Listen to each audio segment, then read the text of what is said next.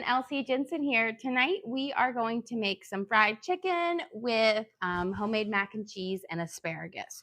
So we're going to start by doing a quick parboil on our chicken, and that's literally doing like a 5-minute boil to start the cooking process. So I'm going to put a little bit of salt in. You want about a teaspoon per cup of water, and that's just to kind of flavor up a little bit of our chicken. And then I'm putting in, I have about 15 drumsticks here. So we're just going to pop them in the water and we're going to let them boil for about 5 minutes. And then we'll take them out and pat them dry. And then we can do our whole breading, cooking, frying up thing. So let's get them in here. And this is a great way to make your fried chicken with like getting it cooked all the way through, but without burning the crust. Speaking of burning. Yes, speaking of burning, I got my first sunburn of the season. I didn't realize how hot and sunny it was today. Well, it was 50 degrees. It wasn't hot, but I clearly got burned. As you can see, zoop, and right here, my granny sunglasses blocked it. And then we're gonna boil up our noodles for our mac and cheese. I'm just going to put them in my boiling water and we're going to let them start to cook. There we go. I'm going to give it a nice stir. I have my oven preheated for when we pop the mac and cheese for a little nice melted cheese on the top and cook our asparagus. So it's at the air fry setting at 425. But that won't be for a hot minute. Let me just going to rotate my chicken around, make sure my ones on the top get under. You've already gotten several comments. They like your apron. Oh, thank you. This is my $4.99 steal from IKEA, and I love it. I got it when I was in Memphis a couple weeks ago, or IKEA. It's in Sweden, and well, actually Europe, they call it IKEA, but here it's IKEA. But I always get it mixed up. The first time I actually went to IKEA was in Germany when I was living there because I did a year of foreign exchange in high school, and it was glorious. I loved it. So we're going to start making our seasoned breading for our chicken. So I'm putting in some flour, all-purpose flour in here. And we've got about 2 cups. And we're going to add in some onion powder. And we're going to put in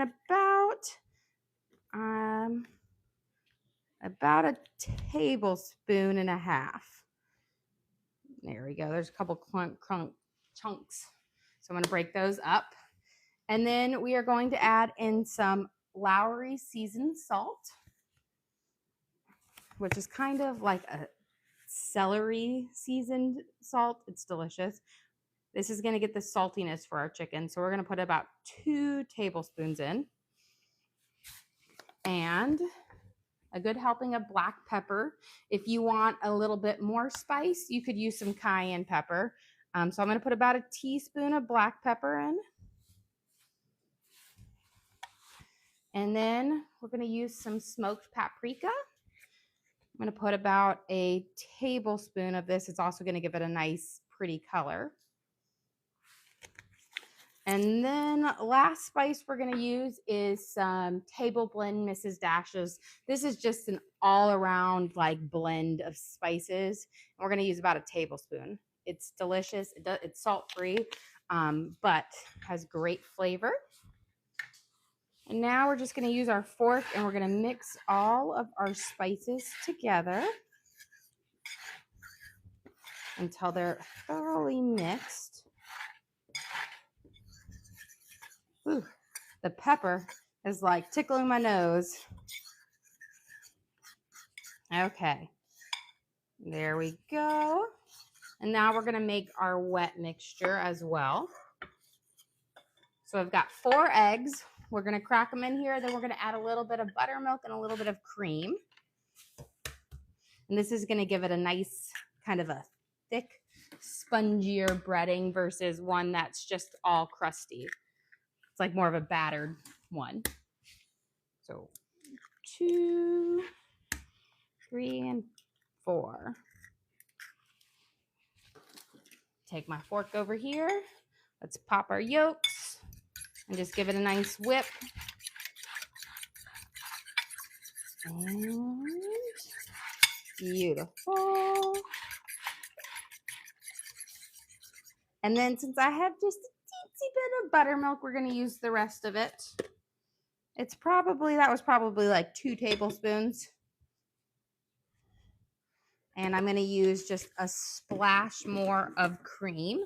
Not much more, maybe like another tablespoon or so. You don't want to have too much milk in it, but just enough to really get a nice kind of batter for our fried chicken.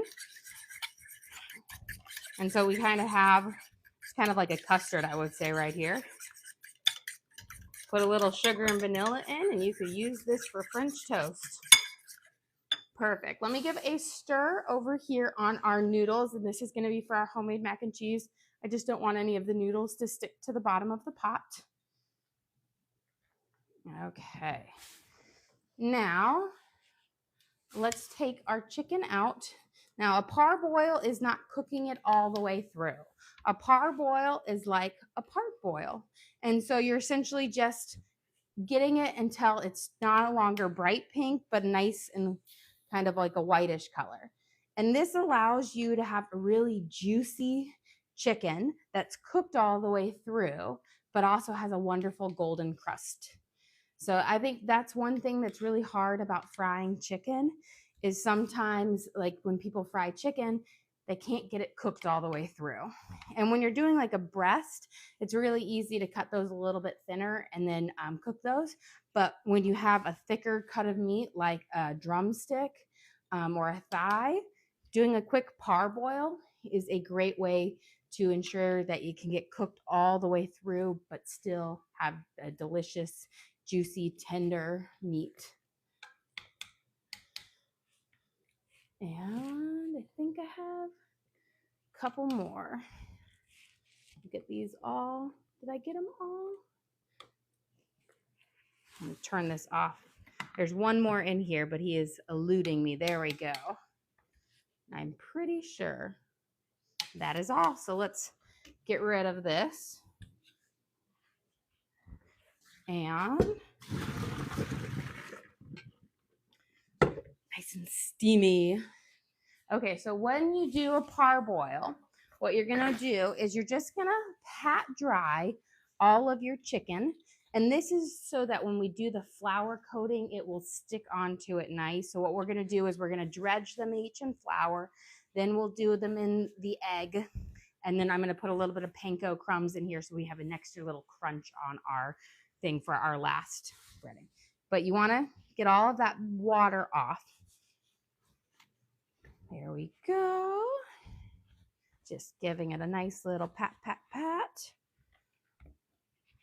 And this is paper towels work great for this. I wouldn't use a dish towel because then you got to wash it. Okay. And again, these are not fully cooked all the way through. We'll finish cooking them when we fry them. This is just to kind of start that cooking process. Beautiful. Now I'm going to grab my frying pan out and we're going to put it up here so that we can cook up our chicken. Just got to grab it underneath here.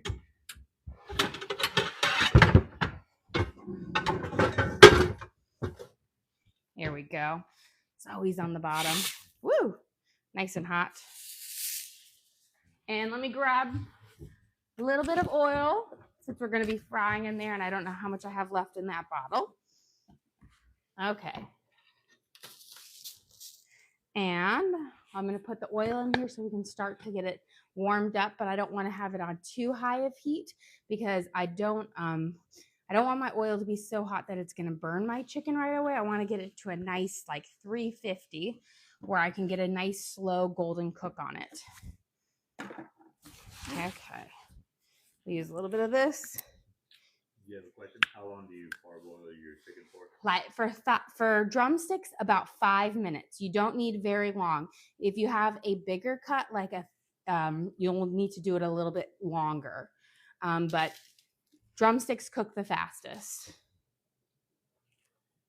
And I'm putting in here, I don't need my chicken to be completely submerged, but I do want to be able to have kind of coating it half of it. Okay, so now what I'm going to do is we're going to dredge each one of these through the flour. Let me turn this on to a medium to start heating that up. So I'm going to dredge them through, just kind of roll them. Nice. And you want to make sure you've got a nice seasoned flour. Some people just do it in plain flour, but this is what's sticking to the chicken the best. So you want it to be nice and seasoned. And also when you're parboiling, I put salt in there. You need about a teaspoon for every 4 cups of salt. That just gives it, it's kind of like a brine a little bit, but it will help season your chicken just a little as well. There we go. Get these all rolled up in here. You can really smell like the paprika and the onion powder, which will be just delicious. And you see, this is called dredging, where we're just rolling it through our flour. And then what I'm going to do is, before we do the egg coat, I'm going to put some panko breadcrumbs in here. And that way our breading will just have a little bit more of a crunch to it as well. You got a question, what's the seasoning? So in here we used onion powder, Lowry seasoned salt, black pepper, smoked paprika, and a little bit of Mrs. Dash's table blend. And it's all of them kind of work together to give you a really lovely seasoning. Okay, we've got them all dredged here. I'm going to put about 2 cups in there. And then I'm just going to use my hand and we're just going to mix it up. I said there's nothing really clean about making fried chicken. There we go. Now we've got a lovely kind of crumbly mixture that will be perfect for our chicken. And then I'm going to go through and then I'm just going to dip our chicken here. And the dredging allows the egg mixture to really stick on there so that we can get our next coat beautifully on our chicken. And we'll do a quick little dredge and coat. And I kind of like to pick up the crumbs and put it on there because it works a little bit better than just rolling it. Now, granted, we're feeding a small army here, so we're making more than most people would. But, you know, I feel like chicken drumsticks, everyone eats at least 2 or 3. And so you got to make a lot when you've got 7 mouths to feed, especially a teenage boy in there. There we go. And nice. And then I'm just going to give this a quick stir over here because, again, I don't want my noodles to stick to the bottom of my pot. It's always the worst when you have to scrub a noodle off the pot because it's like the starch in it just like sticks to it, adheres to it. Okay, get the nice egg batter on and then we'll dip it in. I always like to use this with just one hand because do you see how dirty your other, keep one hand free and clean in case you need it. And coat it around. Easy peasy. We're almost, I'm going to see if our oil's hot. The way I check my oil is I feel for, I'll put a drop of water in, and if it boils right away, I know it's done. And typically I know when my oil's about ready is because I can start to hear it sizzle. And also the trick with cooking fried chicken is you want to turn your oil temperature down as you cook so it doesn't get too hot because you don't want to burn or cook your outside too quickly to where your inside doesn't get cooked. Now, parboiling will help with that, but you still have to be a bit careful. There we go. You have a question, what time is it where you are? It is about 8:40 here. We are having a late day today. We had lots of soccer games, hence the sunburn. So we didn't have lunch today until, what, 3-something, 3:30, and now we got home from our last game not too long ago, and we're rushing to get dinner out. Busy day. I will say, you think when your kids are little, you're like, oh, I can't wait until they're older and then they sleep in. And then you realize youth sports takes your entire weekend away from you. I mean, we love it. It's great. It's fun, especially we had a pretty good day. My daughter had her state league. She's playing in Division I, and they tied the top team in there.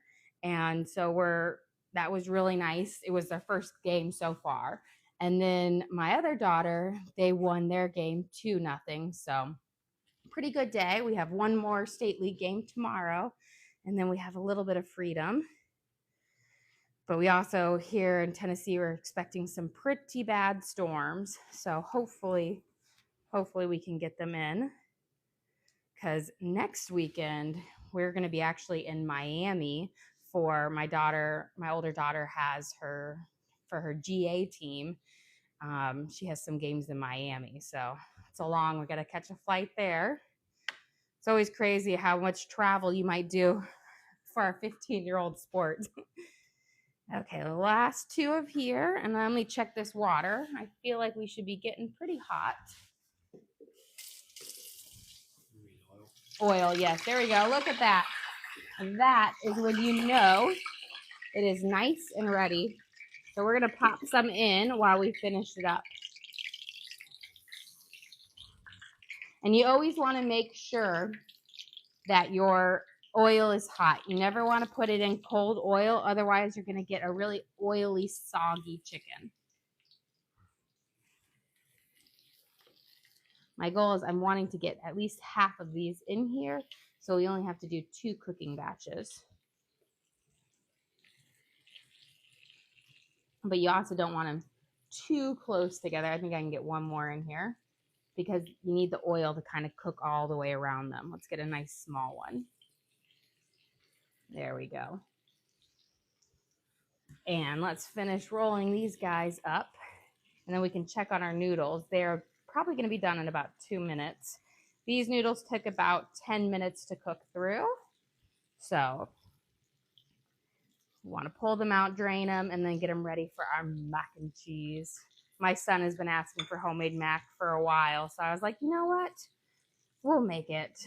We can get it done today. It doesn't take too long to make. There we go. And we've got our last one crumbled. I even got my fingers breaded. Okay, let's get rid of this. I'm going to give my hands a quick wash, and then we can see to our noodles.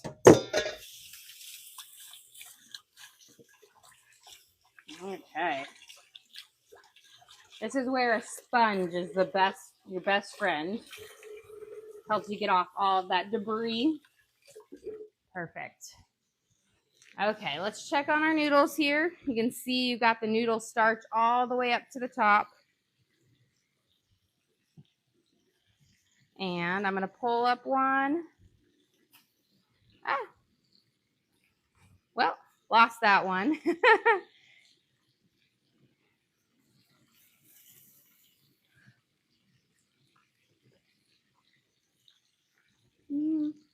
About 1 more minute, not quite ready yet. I've got my chicken cooking on about a 5, which is a medium. And we're going to let it fry for a few minutes. Our noodles will be ready to take out in just a minute or two. They're at like an al dente, like a firm al dente, and I want them a little bit softer. So let's prep our asparagus we're not going to pop it in the oven yet, but we'll prep it. With asparagus, you always want to chop off about the bottom inch of it, because it's from when they've cut it, it dehydrates and it's really chewy. It's like a chewy stalk, and it's just not good. So I'm gonna get rid of that. You always feel like you're wasting, but you're really not, because it's not good. Let me get this noodle. Okay. Stir. And okay, we've got our noodles cooking for our homemade mac and cheese. Our chicken is frying, and now let's get our asparagus out.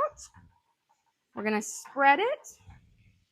And then I'm going to take a little bit of olive oil, garlic, salt, and black pepper. And you're going to do a nice little drizzle over it. You don't need much olive oil, maybe max like a half a tablespoon. So I just do like one little drizzle over because a little goes a long way. And then we're going to do a nice little shakedown of garlic salt. If you're not a fan of garlic, you could use regular salt. And then again, a little shakedown of black pepper. There we go. And then what we're going to do is you're just going to roll them back and forth. And this is going to coat everything. You have a question? Wondering if you peel part way up the asparagus then? I do not. I just chop off the bottoms. And then, because that's the tough part, but I don't do any peeling on them. I also, my favorite is when you get the really thin, delicate asparagus. Now, they also come out and you can get really thick stalks. I personally like these better. I think they cook up nicer and a little bit more flavorful. So whenever I see the skinny ones, I buy them. Okay, we'll pop these in the oven in a little bit. I have my air fryer set at 425, and they take about like 5 or so minutes in here. Okay. Our noodles should be done in just a second, but let's look at our chicken. Beautiful. I'm going to do a start little turn. Look at that nice golden brown.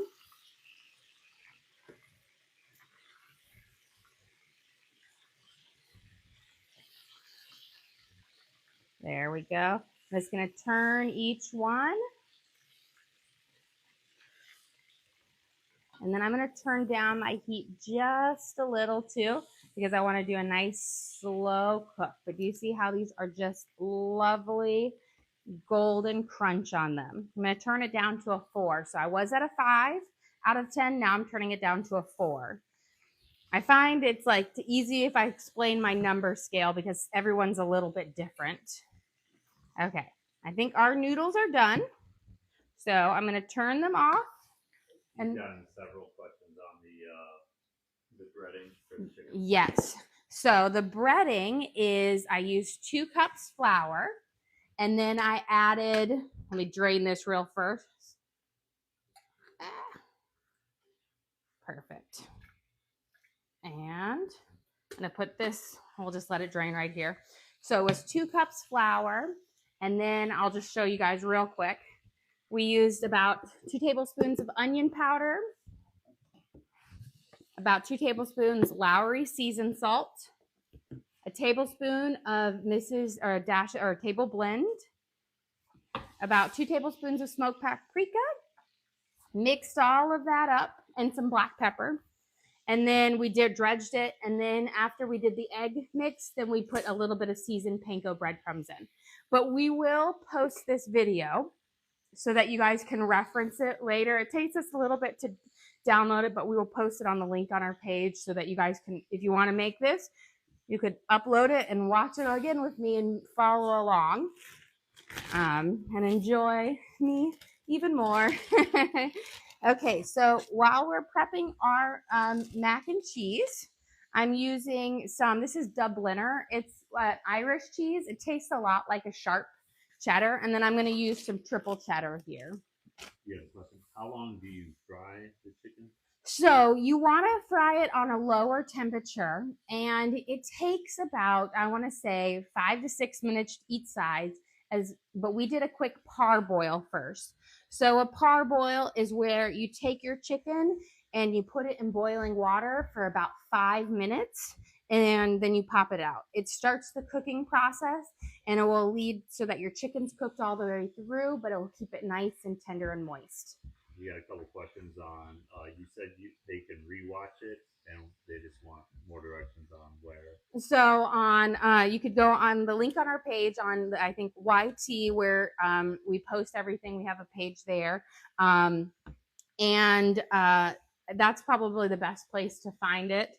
But it takes us, I said, it won't be available right away. It takes a little bit for us to download it, but We try to post all of our videos on there so that people can always go back and reference. I do try to get recipe cards out, but you know, with 5 kids, it definitely keeps me on my toes. So that takes me a little bit longer to get out than it is to kind of repost these videos. So I'm just going to be, right now I'm shredding up my cheese. We're going to use this whole rest of this block because nothing is better than a delicious cheesy mac and cheese. What kind of noodles are those? They're like a rotini kind of mac and cheese or noodle. Let me see what they're actually called.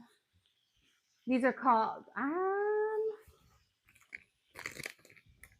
it says macaroni. These are clearly not macaroni, but I always call them like the rotini ones. I buy like a bulk package of noodles from Costco, and they have these. You could use, I love corkscrew noodles for homemade mac, but again, I just like to use what I have in my house instead of always buying specialty foods. You know, just trying to be practical.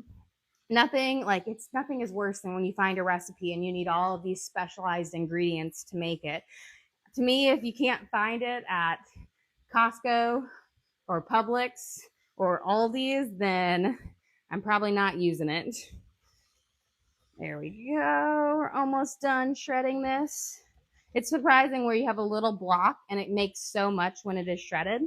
But I will tell you, for homemade mac and cheese, shredded, when you have the time to do it, shredding your own cheese just makes for it to be delicious. I'm going to get a trivet for this,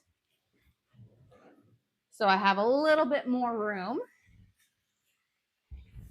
And then let's check our chicken, see how it's going. I turned it down low and slow. Good. We need to cook it a little bit longer. See, it's just kind of a pale. I want a nice golden color, so about 2 more minutes. Okay. So we're going to get our butter going in here for our mac and cheese. So we're going to start by melting a little bit of butter. And this is my like quick way to do my mac and cheese. There's ways where you can make like a cheesy roux.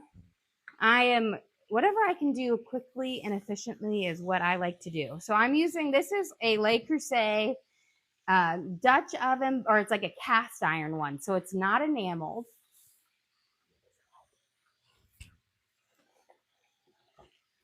But it is iron one. So it's not enameled.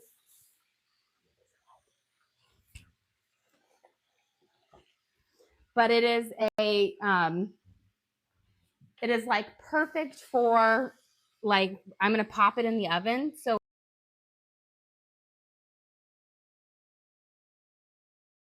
it's really, really nice to use. We're going to stir it around.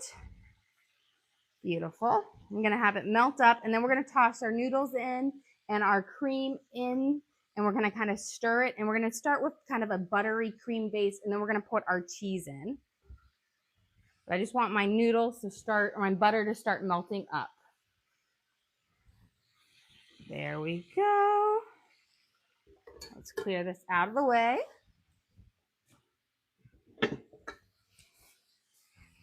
And I'm going to start stirring it because, again, we have our noodles on the heat and you don't want them to burn. So you're just going to give a nice little stir, let that butter melt into it. And then I'm going to get my cream. I think someone said there's a recall on the Aldi cheese. Not this one. I looked at it. I saw there isn't. This one isn't part of the recall. Nice looking out though. Yes, I know. I get those alerts. This one was not part of the recall. But yeah, I know. Sometimes you sit there and you're like, oh my gosh, should I buy that? No, but luckily, like, I don't know if your guys' grocery stores, but they automatically like email you and let you know. And then you can go on there, but it wasn't a part of it, which is nice. You have to go and you have to look at the barcode number and everything. Okay. So you got a question. Is that heavy cream? It's heavy whipping cream. Now you could use half and half if you wanted to.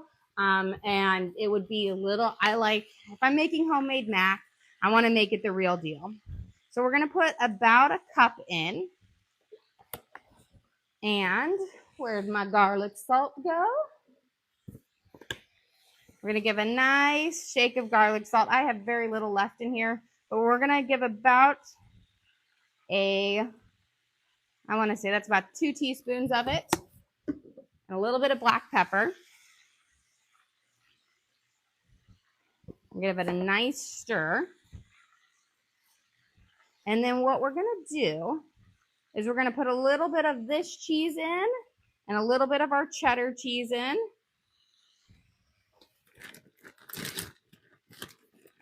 And we're going to give it a nice mix up, and we're going to let it get mixy. I want to always reserve some because I love mac and cheese that has the delicious cheesy crust on it. And to me, I feel like you can never skimp on the cheese. Like, mac and cheese has to be full of cheese. So we're going to I'm going to turn my heat down low. Yeah, question. What was the first cheese? The first one was a Irish Dubliner cheese, which tastes a lot like a sharp cheddar. So I thought I had a little bit of that left, and I was like, oh, this will go perfect. Like the city of Dublin. Yes. Yes. Okay, turning my heat down really low because we want to go low and slow with the cheese. And now I'm going to take a tray out of my oven because we're going to get ready to transfer our chicken in just a second. I'm going to look at them, see how they're cooking. Beautiful. There we go. We've got a nice golden one. They need maybe like a minute or so left, but they're getting perfect. Look at that beautiful golden crust on it. Okay, I'm going to put, what I like to do, I'm going to put some paper towels down so that when you transfer them out, they can sit on that, which will suck the grease away and keep your chicken nice and crispy. So it's like what you do with bacon. You've always put bacon on a paper towel. Anytime I fry anything, I put it on a paper towel so that it takes that extra oil away, which leaves you with a nice crunchy chicken versus a soggy chicken. And the same thing when I'm storing it, I will also put it on like a paper towels in layers in like a container for if I'm keeping it. Okay, here, you see this is our lovely mac and cheese. Do you see how cheesy it is when I go through it? All of that nice, yummy cheese pull. That is what you want. Now, if you like mustard seed in it, you could put about a teaspoon of mustard seed in it. I am not a fan of mustard seed, but if that is what you like, you could pop that in there. I'm going to turn off my heat, and now we're going to take this extra cheese, and you're going to build a lovely crust over the top, like almost like we're making lasagna, where we're just going to do a lovely cheese top. And then we're about to put these guys in the oven. Okay. So we're going to put this one in the oven, and then we're going to put our asparagus in the oven. Let me get that thing. That weighs like 10 pounds. So it's heavy. That's the one thing about Le Creuset pots or Dutch ovens, cast iron. They are heavy. Okay, we're going to put this guy in here. I'm going to let him melt, and then I have my asparagus right here that we coated in oil, black pepper, and garlic salt. Just put it in there, and by the time that cheese is melted, that asparagus is going to be done, especially since it's the really tender asparagus. Let's take this batch of chicken out because they are ready. Look at this beautiful golden. Always put the greasy side down because that is going to leave you for a lovely crunchy chicken. Because you want to soak up that oil before it can get your breading soggy. Beautiful. So you have a And question? No sourdough tonight? no sourdough tonight. Earlier we made sourdough and scones. We baked up some sourdough last night, and we'll probably start another loaf tomorrow. Putting a little bit more oil in there since when you fry it, you drop, and I need to have a kind of a certain level for this. And let's turn it up, and we're gonna get it sizzling in no time. Delicious. This is our second batch. I'm hoping we get all of them in here. And perfect. Got them nice. They're cooking there. Let me clean up this area, and then we're going to prep our strawberries for dinner tonight. And in a few minutes, we'll be done with our asparagus and our mac and cheese, and we'll plate it up because I'm not going to make you guys sit for another 15 minutes with the chicken, but about 5 minutes for our mac and cheese in there to be ready. That's the nice thing about starting it is then you get it down. You just have to melt that cheese and that asparagus. Okay, let me grab my strawberries right here. We got a nice pack of strawberries. I always serve fresh fruit with our dinner. Give them a nice rinse. Do you have a question? Did you put oil on the asparagus? Just a little bit, about, I want to say a teaspoon. You don't need much oil. A little bit goes a long way, and it allows you to, just like coat it. Okay. Let's chop up our strawberries while our things are frying, and in just a second, we can take our mac and cheese out of the oven, and our asparagus and dinner will be ready. I will say I'm excited. In about month and a half will be like strawberry season. We'll be having the delicious one, the start of strawberry season. It's like when you buy season or strawberries or any fruit out of like off peak season, they're not as good. And like a fresh, true strawberry that is sweet naturally on its own is just the best. But I find if you put just a pinch of sugar on it, these end up being pretty good.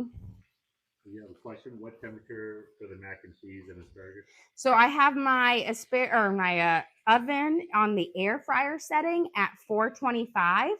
But if your oven doesn't have an air fryer, if you have convection bake, you could do 425, and that allows you it gives it like a high heat to really melt it and crisp it off. The mac and cheese is already cooked through, so it doesn't need much time. You just want to melt that. You want to get a nice bubbly crust on it. And then just has everything warmed up in it. That's the nice thing about mac and cheese. It's one of those meals that are really quick, and you could make it all in advance and then just do the bake part last. And so then everything heats up. It's a good crowd pleaser. It's one of those things when our family always goes to my sister's lake house every year, and most of my siblings try to meet up. So it ends up being like 30 to 40 people in this one lake house. And we've got to cook massive amounts of food to feed everyone in a tiny kitchen. And you just make trays of mac and cheese or whatnot. And it's always like a great thing. Like, I can prep this, and then I can use my stove for something else. So I can make this like 2 hours in advance. Okay, we're going to sprinkle just a teensy bit of sugar on it. You don't need much. I always recommend it. Use like a half a teaspoon, just a light little shake like this, and your strawberries will be so much better, especially when they're not in season. Okay, let's check on this chicken. See, where did my tongs go? There they are.